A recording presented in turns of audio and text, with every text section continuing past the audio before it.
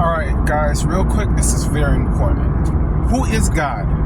God isn't a who. God is a what? God is the imaginary faculty. It is the mind. And you must know who God is. Not only must you know who God is, you must pump faith within that God, believing that it could do all things. So you must believe that once you imagine a state and you express emotions, strong emotions towards that faith, that's all you got to do.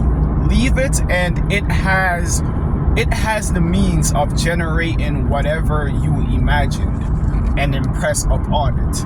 And that is what's meant by God can do all things. And you must come to God believing that God can do all things. And you must come to God knowing and believing that God rewards those that seek Him.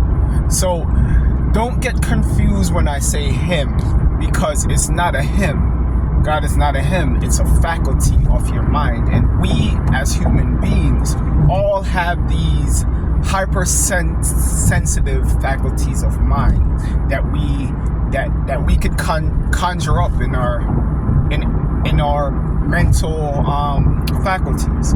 So we could conjure up an image of ourselves in the future, and all we have to do is just pump that with faith that, because I've imagined it and because I've expressed feelings for it, we know it is soon to come to pass. This is what's meant in Mark 11 verse 24. Believe that you have received it and it will be yours. This is also what is meant by saying that if you know that the Lord heard you, then you know that it's already done. It's already the wish is already fulfilled. So once you have a core understanding of who God is, how to approach God, which is your mind, then it's all bread and butter for you. And it doesn't work immediately, because it takes time for you to build faith within your mental faculties. And this is what's meant by the kingdom of heaven is like a mustard seed. It starts off the smallest of all seeds, but once you keep on pumping faith and it keeps proving itself, it gets bigger and it gets bigger and it's bigger.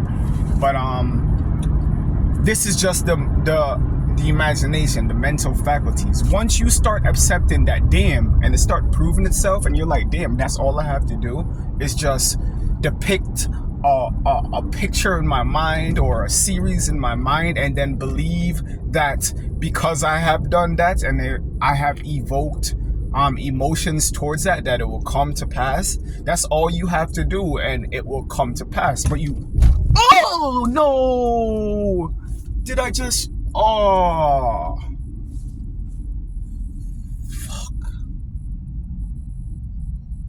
I just ran over a squirrel.